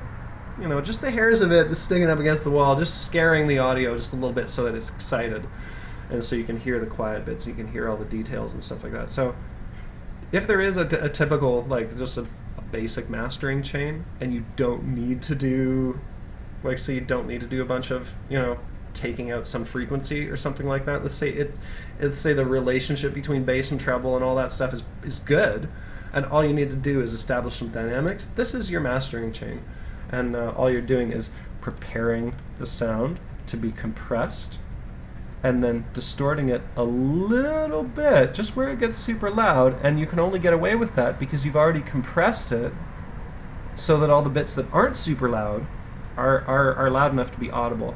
And then the bits that are super loud are getting distorted a bit so that they still sound loud, because distortion makes stuff sound loud, but they're less loud. They're actually less loud, so they sound more loud than they actually are. And then you're using the limiter to just make sure that it does not clip the actual output audio. So you've got sort of this, like, you've got controlled clipping without actual, you know, out of control clipping. Most songs, though, as you're doing this, you will discover some bit of the sound that is just too crazy. Like, the mid-range is just taking over, and so then you'll need to use one of these awesome filters. I love the EQ8. It's a beautiful equalizer. If you hit this, it will actually show you the spectrum, so you can see the bass frequencies, the medium frequencies, and the high frequencies. You can use this as an analyzer to do a lot of different things with your, you know, to zero in on something with a multiband comp. To figure out what's going on in your mix, figure out whether the kick drums frequencies are actually where you think they are, or whatever. And you know what, actually, for mastering, there is one basic thing that you pretty much need to do with any song in order to master it, which is you eliminate the extraneous frequencies, like the frequencies that are too low. Just because they're not audible doesn't mean your production software isn't going to make them. It's going to make all these subsonic frequencies, some of which you like and are part of the thing, but those don't include frequencies that are below audibility, that are too low to hear. So part of mastering is you need to eliminate those frequencies, because they are going to screw up people's sound systems. They're going to screw up the compressors and stuff like that. So if you have some inaudible frequency you never heard when you're mastering or when you're mixing something, that is coming in every once in a while, and you're going through a limiter, you could have all these random fluctuations in volume, and you're like, where is this coming from? Like, there's nothing in the sound that is making this happen. Well, unless you are eliminating subsonic frequencies on the way in to your mastering chain, you don't know any of that, because there could be all this stuff going on in the sub bass, and also there could be all this stuff going on in the treble that you don't want to hear. You don't want it to be part of your musical information. There's no reason for it to be there. It's not audible. All it's going to do is hurt people's ears if they have really good sound systems, or hurt their dog's ears if they have pets. So you want to limit the limit the spectral range of the song. And so depending on the type of song, I like to use, either a regular high pass filter or a extremely powerful high pass filter. This is usually what I use, and there's sort of two elements to this. One is finding where the actual bottom end of your bass is and giving it a little bit of a bump that it needs, if it needs a bump, if it needs a bit of a bump, because you're taking out some of the frequencies below it. So some of those frequencies might be audible, but they're not really pleasant. Like, say you have a bass line where the fundamental note goes way down to let's say it goes down. On here you can actually see the notes and how they correspond with stuff. So let's say your bass line goes down to this, like E0 is practically inaudible, but I think G, let's say G, this is audible. So let's say this is where your bass line starts. If it's vibrating any frequencies below that, they're just going to interfere with it. So you want to find that spot so that that frequency is really exactly where you want it to be in terms of the volume, and you're also making sure that it doesn't get interfered with by anything lower. Lower frequencies will move your overall, will like move, like if something is super low and it's vibrating like this, your song is vibrating like this, like a bass note is like that. That's like a something like that. But if you've also got another vibration that's like that below it, then your whole thing is going to be doing this, like in a really weird way, and it's actually going to interfere with how things sound, which can be cool. Sometimes it's cool to introduce a subsonic vibration, put everything through some distortion so that the vibration's effect on everything else is audible, and then after that, you cut out the subsonics, and it still sounds like you can still hear that interference. So if you're missing some interference from some subsonic thing, then what you want to do is distort that sound along with the rest of the mix before it gets filtered out. And then it gets filtered, and then the whole thing gets compressed, and then you're good, and then all the artifacts from that interference is still there without the subsonic that was causing the interference in the first place, which you don't need because you can't hear it. So that's sort of the first thing, whenever you cut out, you cut out this, and you try not to lose any actual bass. You cut out this, you try not to lose any actual treble, and you're sort of christening a bit of your treble to be the top end of your treble. Usually with treble, I actually end up using one of these that is more gradual, and I do something like that.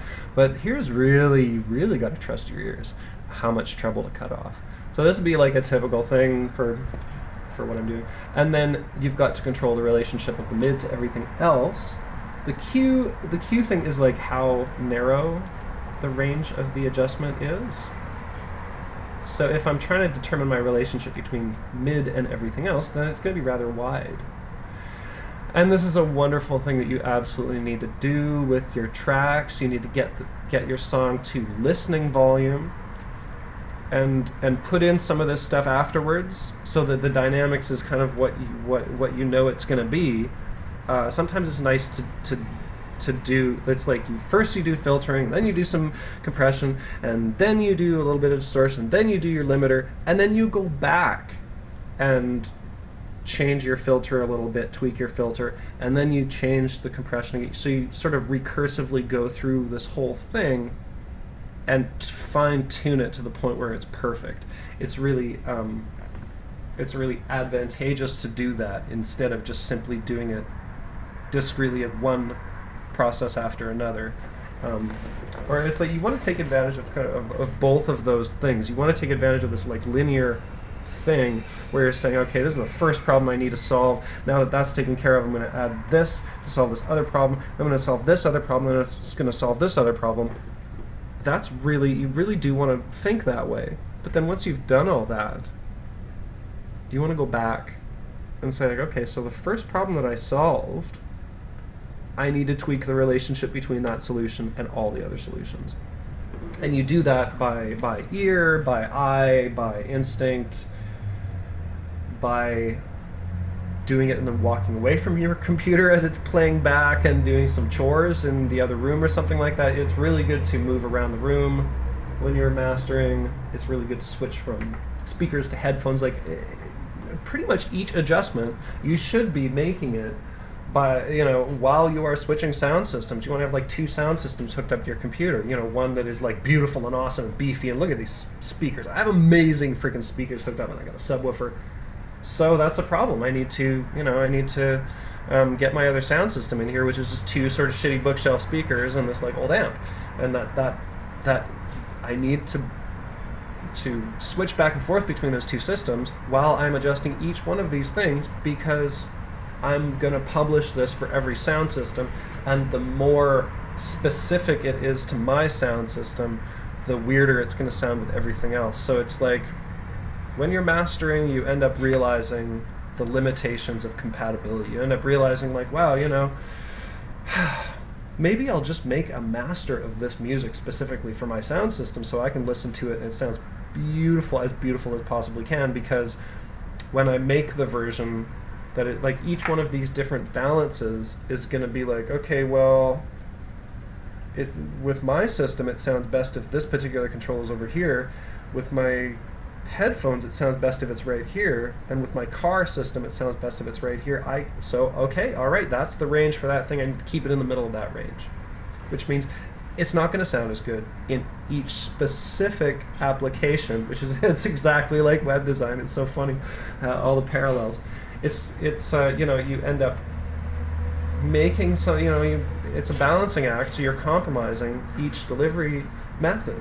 You know, you're saying like, okay, it actually is going to sound a little bit worse on everybody's systems than it would if I released a, you know, here's the version for car audio systems that meet these specifications, but if you got a 12-inch woofer instead of a 10-inch sub, then use this version instead. Like that, you know, you could end up doing all that, and some people do. Some for a lot of applications, they'll make one for radio, they'll make another one for the club, they'll make another one for like their listening digital release. That's completely relevant. There's, you know, there's a lot of recordings where 3 different mastering schemes are used on the same thing for a good reason, because there's different applications. You're like, you know, actually in this situation I am going to make one specifically for DJs and clubs because it's a dance song.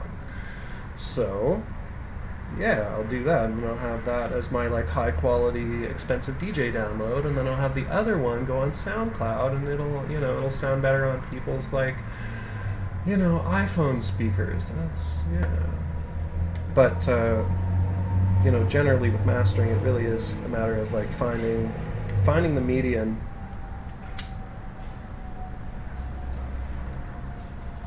finding the balance with each specific thing. So filtering is good for conditioning the audio before it gets put into any compressors or something, because like if you compress and then EQ, then the compressor could be getting distracted just by some bit that is too loud. Like you've got a bass line that's way too loud that needs to be cut down a little bit, and so all of the compressor's actions are being kind of hijacked by that bass line because it's dominating the dynamics of the song. You want to fix those spectral relationships before you apply like overall compression. And you want to cut out little bits where you've got like one note that's way too loud or something like that before you put something into a multi-band compressor. Because say if you have a little piece of the bass where the kick drum is resonating in this one spot where you don't need it to be resonating at, and then the bass is resonating in this other spot you don't need it to be resonating at, it's sort of like those 2 frequencies are just too greedy for volume, and you need to quiet them down so that you can hear the rest of it, and so that those 2 sounds are competing with each other on the proper terms for what they actually are, for the dynamics that they really have that you want them to have. Because changing the the spectral properties of that by cutting different frequencies. Like if you're doing little cuts like this, which you have to do for a lot of songs, it's not possible to do a lot of these cuts in mixing. So let's say you have a bit where some effect is causing everything in the bass to resonate like right at this frequency, so it's making this spike here, and you dim that down. That is going to change the, let's say if it's doing this in this one frequency, boom, boom, boom, boom, all over the place, and it's to an inappropriate extent, then it's going to be, and then you throw a multiband compressor after this. Well, you're working on the bass as bass, but the bass consists of a lot of different frequencies, and some of those are getting spiked, and so it's distracting the compressor from the work that you actually want it to do. So you have to sort of condition each frequency range. You have to condition it based on bits that are too loud, so that the dynamics processors can work properly. And I like in Ableton it has this monitoring thing, which especially if you're doing a cut, like a frequency cut, it'll let you zero in on frequency, so it'll be and you can find the exact frequency that you need, and let's say, then you can turn the cut, you can turn it off, and because cut is a really dramatic thing that you might not want to do, but because it's dramatic, it's still useful for discovering the frequency that you're trying to work on. So sometimes you might want to discover something with cut and then switch it to, if you don't need to cut it, if you just need to just change it a little bit, then you can switch it to whatever that is. I forget what, oh no, you switch it to that, and then you can, you can make it quieter, you can expand the range a little bit to match the sort of the shape of the aberration that you've got. I have in my songs, because I'm working with a lot of ambient music, and there's all these spots where the reverb sort of resonates in. There's this big stack of resonant points that I do not want to resonate. I want to catch all the rest of the sound without those fundamentals being way too loud, because I'm interested in the texture and stuff like that. So what I'm doing, I'm making all these notes, I'm making them distort, I'm making them reverb, and then I'm sort of quietening down all the fundamentals that are doing all that stuff, so that the song is really in the texture, and you can still hear all those notes, but the fundamentals, the main bits and the are not taking everything over. So when I'm doing that, I can end up with with 5 of these all stacked right next to one another, and they're going into each other, and the order doesn't really matter, because all I'm doing is I'm controlling 50 different narrow bands of frequencies that are all sort of out of control, or I need to I need to balance one a little bit louder than the other one, and so that's how I gain that fine control over these big drone songs, where I'm like, okay, yeah, that's part of the chord, and I'm bringing that out, and I'm making this other part of the chord quieter so that everything can be louder. So if I'm doing a whole bunch of cutting along the spectrum, then I can bump it up at the end by working with the gain. Just like if I'm applying compression to an incoming signal, then I can amplify the outgoing signal to compensate, and I've got overall an increase in volume and audibility and stuff like that. It's the same thing with an equalizer. You can do a lot of that same stuff by simply cutting the frequencies that you have too many of, and it's nice to discover those frequencies. You might not know it when you listen to your song. You might not hear that there are all these fundamentals where the notes actually are, and the relationship of the fundamentals to the surrounding texture that they generate is, that's a relationship that you want to balance. So you can end up doing a lot of good work that's making your song louder just by cutting the stuff that is obvious that you don't need as much of as is there. That's a really good trick that I haven't really seen a lot of people doing that or talking about that, but it's in a similar way to you're quietening down the loud parts in time so that you can boost you're quietening down the loud moments so that you can boost, so you can hear more of the quiet moments. And in the same way as you're doing that, you're cutting down the really loud frequencies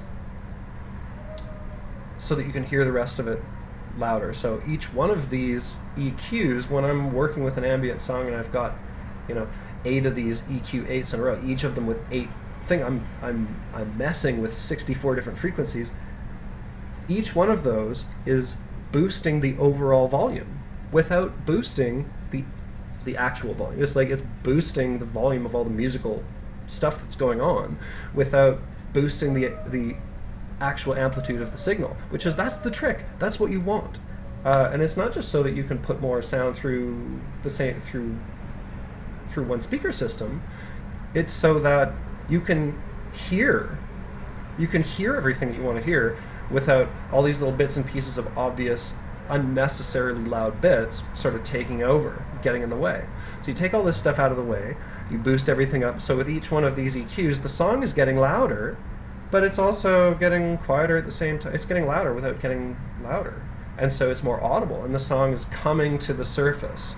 It's beautiful when I get one of these ambient songs and I've got, I've done all my composition and stuff like that, and the only reason it works is because I've done it at a really loud volume. If I was to go out and play that back for somebody, I would have to play it back at that huge loud volume for them to hear all the detail and everything like that. But I don't have to do that. I can just put it through a whole ton of EQs and get rid of all the little bits and pieces that, are really not necessary because they're obvious or because I don't want them. There's a lot of bits where, there'll be resonance points that are out of key with my song and they're actually creating dissonance. So I can just cut them out completely and just say, no problem. That sound is gone and everything else can be louder.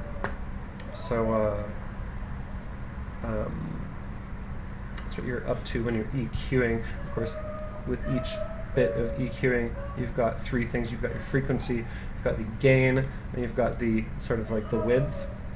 I don't know what people are doing. It's like, woo!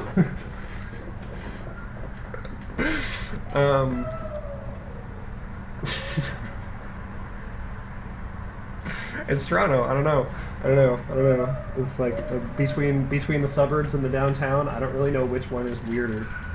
There's no weirder. I feel safe in both places, but it's always this kind of kookiness going on. You can never tell if somebody's panicking or just having fun.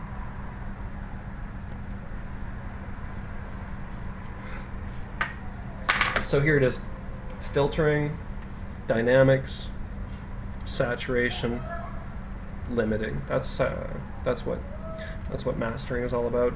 And I guess that concludes my basic demo of mastering, which didn't include any auditioning of material whatsoever, which I'm very proud of. I have completely explained the art and science of mastering without making you listen to some B track that I'm working on. But maybe I could just go through some of the mastering chains that I've ended up using on. Oh, here's a hip hop one that I don't even have the samples for. So I can show you a hip hop mastering chain. There it is. There. Multi-band dynamics, controlling the relationship between the bass and the kick right there, controlling the relationship between the rapping and the samples right there, and keeping the highs under control there. And then overall, I'm hitting this limiter pretty hard so that it's really beefing the sound up and it sounds really immediate. And there you go. That's for a hip hop song. Blah, blah, blah. Let's see what else I got here. Oh, here's a remix I'm making for Miss Natasha Enquist, the exceptionally talented singer-songwriter, and I am going to actually play through some of this. Or no, I won't. I'm scared to turn my sound card on because it might interfere with this recording. So you can see. All right, here, look at this. I'm applying some saturation using the Dynamic Tube plugin, which is a beautiful plugin. Allows you to emulate sort of tape bias, which is beautiful. Allows you to give it an envelope on that emulation, so it sort of crunches it up according to like how loud the thing is at the time. So you can make it so it goes like when bass comes in, so it sort of saturates and distorts up when things get loud. Or you can make it so that it distorts when things get quiet. So the quiet bits are kind of like grainy and this is a really beautiful, beautiful, beautiful plugin. Very easy to misuse it, very easy to use it properly. And as you can see here, I don't have an output limiter, I've just got this clip thing. This was a bad idea. For reasons that I didn't know at the time, but for technical reasons, you always want this. 0.3 dB ceiling or 0.2 dB ceiling or something like that in the negative.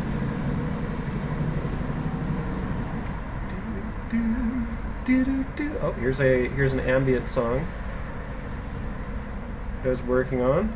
If you can see, I've got a huge, well, okay, my mastering strip includes reverb. That's not really mastering, that's mixing.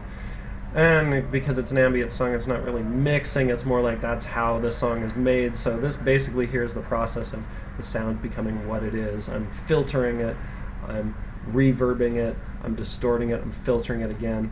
And then this is where it turns into the mastering strip right here. So I'm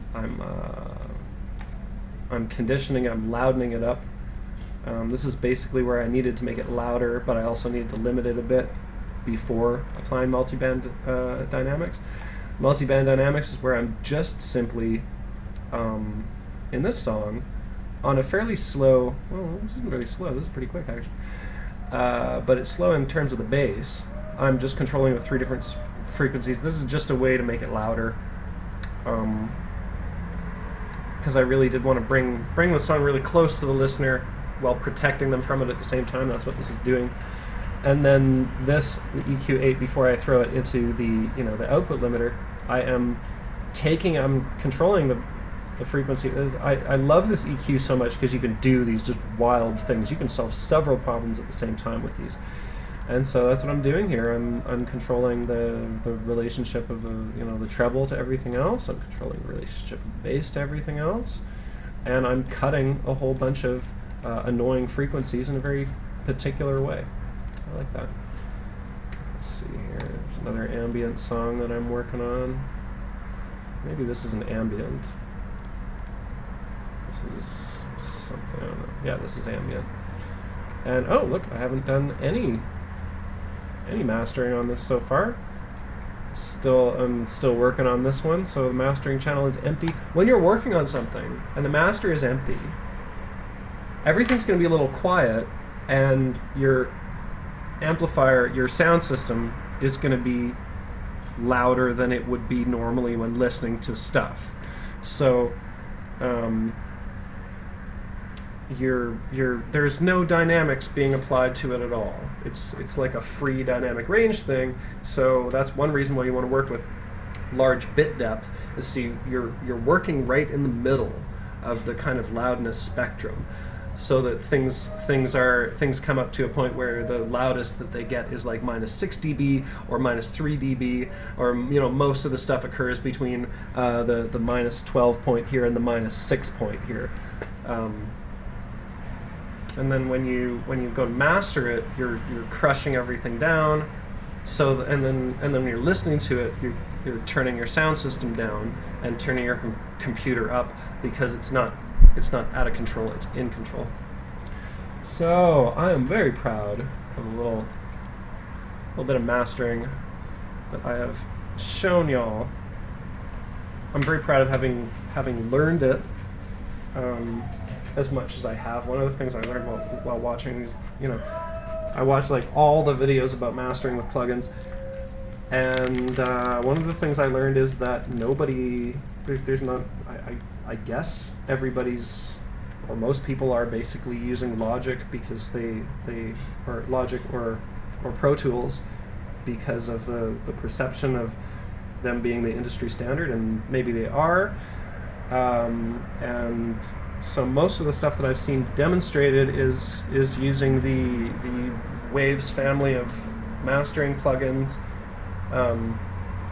which although they're similar to this, they have kind of like they come up in their own little windows, and there's different looks and feels and stuff like that, and the like process of routing them and stuff is more finicky than it is in Ableton. And really the only thing that I've seen in these in that other people are doing in mastering that Ableton doesn't offer, that Waves plugins do offer, is this like a multi-band maximizer. That the difference between this multi-band compressor and like this sort of plugin that they have is their plugin divides things. It divides and conquers, but what it does is for each loud moment it will look for an unimportant region of sound to compress. So it's very different from a multi-band compressor. A multi-band compressor treats each of the channels on its own and compresses them individually, and so that's a very natural sound and everything. This is more of a it's a maximizer finalizer type of thing, where in each instant it is looking for any extra loudness that it can get. It's looking for some part of the sound that it can make it quieter. So depending on the instant, it might be like, okay, I'm going to take a little bit out of the bass, I'm going to take a little bit out of the treble, and it lets you prioritize the different frequency ranges, so you can say, no. Don't compromise the middle of the song. Everything's floating around the vocals, but anything else, when the vocals get a little bit louder, I'm going to let you quiet down the bass to compensate so that the overall volume can be bumped up. There's nothing in Ableton that provides that. And it's a useful, I would say it's useful, but it's basically useful for when you're really being demanding about loudness, and when you really I'd say that's mostly useful for pop and rock music, where it really is important that it's coming in as loud as the track that preceded it, but it's not crushing itself too much. So this type of utility that analyzes, that goes moment by moment, and I mean it's in real time. It's not like you have to apply it to the whole thing and print it, but where it says where in the frequency range can I get a little bit of quietness to compensate for it being too loud in this other part of the range.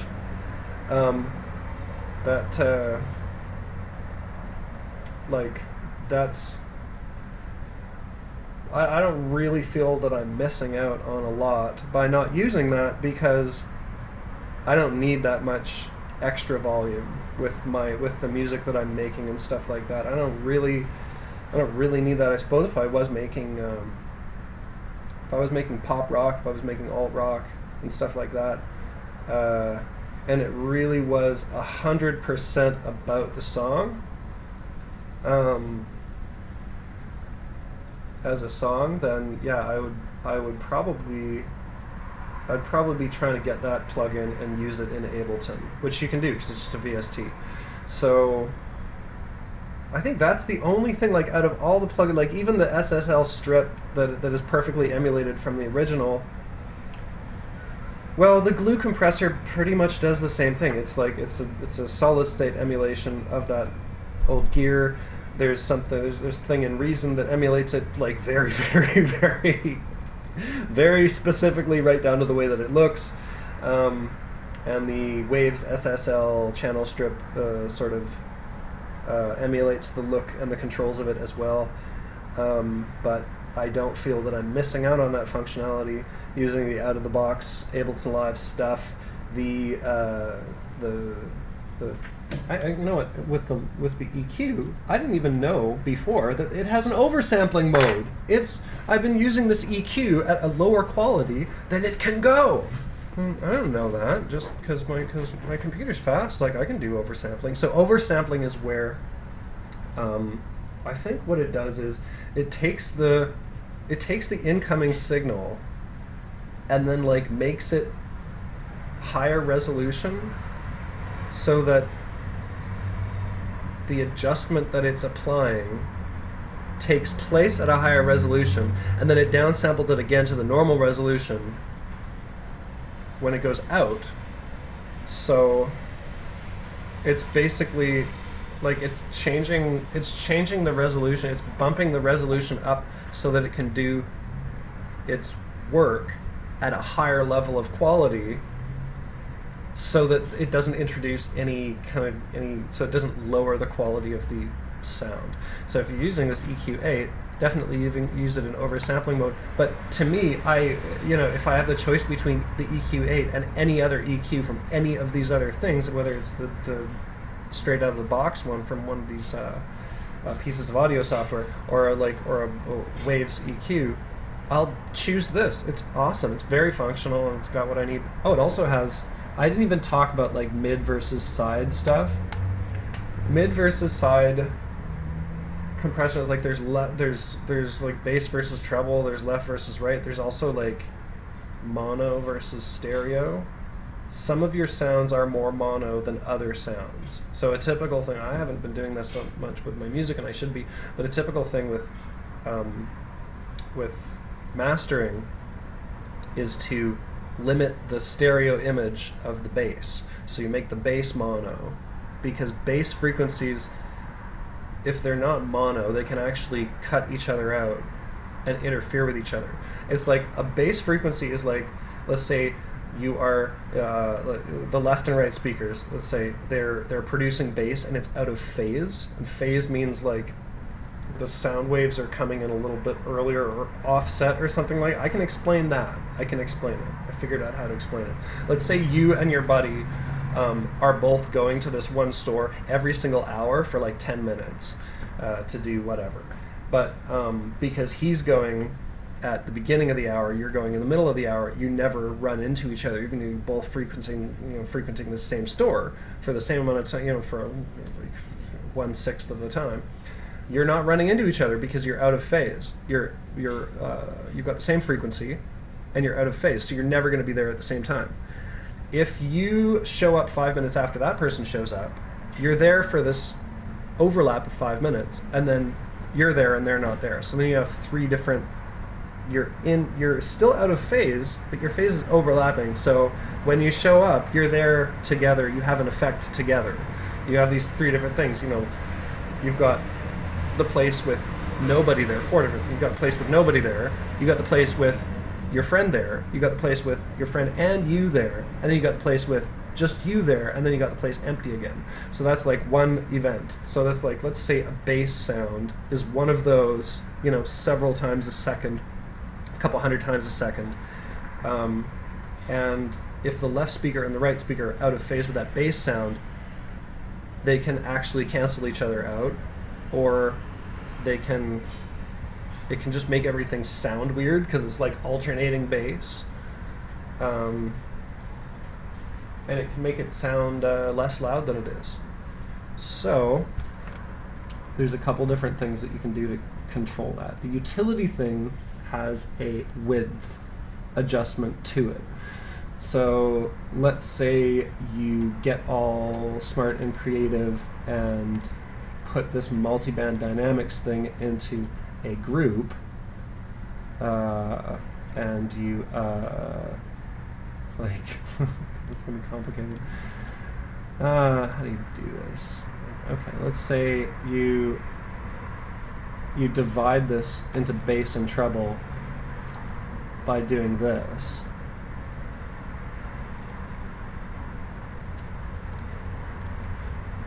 Alright, so now this is the treble and this is the bass, and then it gets recombined. Let's see, put one of these into each thing.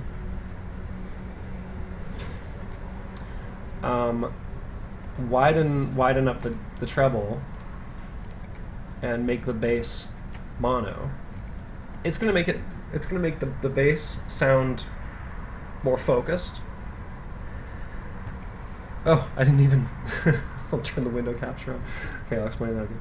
So what I've done here is I've made this thing where it's split into like treble here, because this is the treble is being soloed, the mid is being soloed, but it's just splitting it between bass and treble. That's being soloed there, and then it's going through this utility thing with the width really wide. What's that doing? What that's doing is it's saying, I'm going to split this, I'm going to split the treble, take the treble, and then I'm going to make the treble really wide.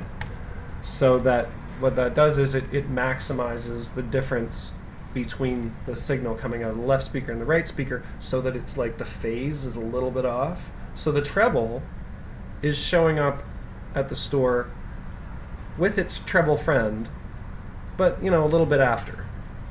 And that's creating this like stereo image, that's creating this sort of separation where it sounds like you're spatialized somewhere. And then in the low one, I'm making it mono by decreasing width to 0. So this is all the frequencies below 515 hertz, which is bassy. The lower they are below that, the more mono they're going to be. The higher above that, the more stereo they're going to be. So this is a very common thing to do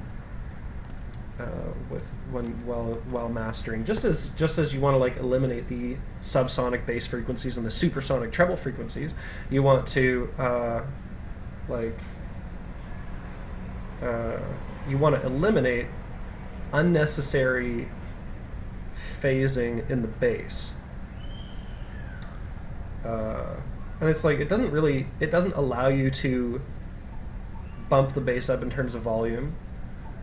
What it does is it reduces the sort of like possibility of the bass interfering with itself and changing in volume throughout the course of your song.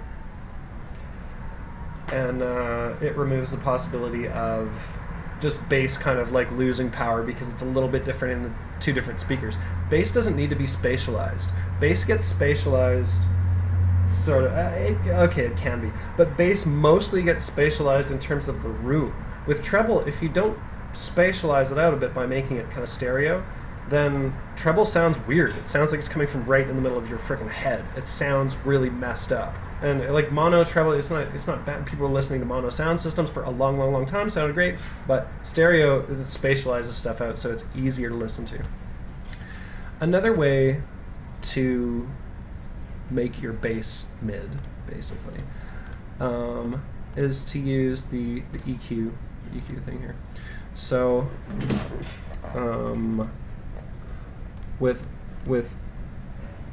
there's like left and right mode, so that you can change the left. Like say you're getting a frequency spike, but it's just in one channel. Well, you can fix it for just that one channel. But also the mid and side thing, M and S, that's like mono versus stereo, mid versus side. You can tell it, okay, you know what, for the sides, I don't want any bass. I'm going to take the bass out by doing like a high pass for my bass. And it's going to be pretty gradual. So that's going to be the side channel. What it means is the side channel is not going to contain any bass. What that means is the bass is going to be mono. Okay? And then in order to compensate for that, when you switch to mid, right? 'Cause that's side. When you switch to mid, because you can change the mid separately, then that's where you might want to set up your, another high pass that accentuates your low bass where you want it to be, but only in mono, so it's really, really, really super clear. And that's where you get your roll off, and that's where you get your wherever you want your bass to be. So this is another way of setting up. This is another thing that you should do at the beginning of your mastering strip is control the stereo image.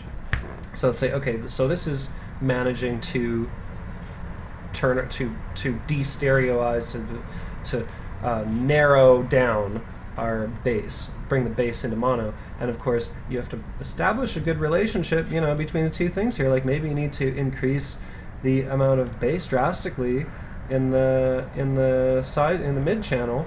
So you're going to do this. You're going to increase the bass just as much as you're decreasing it in the side channels. What you need to do depends on, you know, what you need to do. And then let's say I want the mid channel to, you know, of course I want the treble to be wider. Let's say the treble's not wide enough.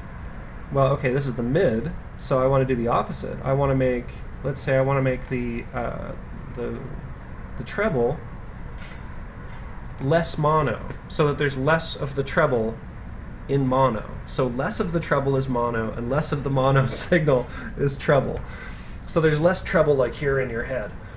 And then if I'm switching to side, well, I'm going to do the same thing, except I'm going to bump it up. Give the treble a bit of a bump in the side channels so that it's more stereo. This isn't something that I've been doing with my mixes, and I can't wait to, you know, I'll be doing it now. This is the other thing I learned from watching all those, watching, you know, pretty much every single, like all the popular, you know, here's how to master with software things on YouTube. I realized I have been totally forgetting about this, because in Reason they had this great plugin for doing this exact thing, which gave you a crossover and, you know, width control for the treble and the bass, and it was just very easy, very beautiful, and I never forgot to use it. But in Ableton it's a little different. I didn't really learn about this like mid versus side way of thinking about things, because that's all it is. It's just a way of thinking about it. You know, you can split it up into bass and treble and then make one narrow or one wider, or you can split it up into a mid channel and side channels and then change the, you know, EQing on those two things. So it's a different way of doing the same type of thing. But now I'll definitely do it. The other thing I was learning from all those things is I'm doing everything else. I know my stuff, which is funny. Is like when you know, when you're used to, you spend a long time being like, I really don't know what I'm doing, I'm struggling, like I'm getting a little bit of a handle on this, to the point where you're like, oh, okay, I think I understand this now, and I'm sort of working it out. You don't always realize when you're at the point where you actually know what you're doing. Right now, with mastering, I pretty much am doing the same thing with my tracks as a professional mastering engineer would do with their tracks.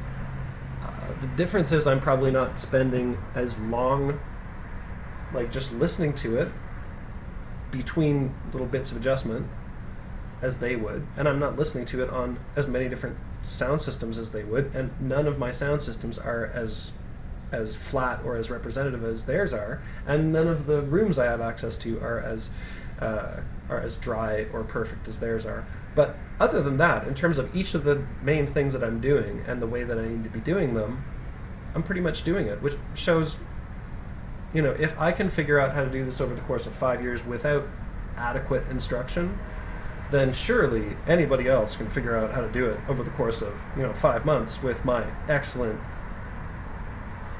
tutoring through YouTube, because I'm totally going to remember all the points that I need to remember, and my YouTube videos aren't going to be missing anything. They're not going to be, you know, they're not going to be hard to understand at all. So I'm sure there's no questions whatsoever about this, and nobody's confused about anything. So I won't need to respond to any comments. I wish somebody would leave me some comments. I can make a follow-up video if somebody left comments. Well, I don't understand this part. How does that work? I can make a follow-up video for that, but nobody's going to leave me in comments. This already makes too much sense. There's no back and forth if it's already perfect. So, whatever. Bye. Bye.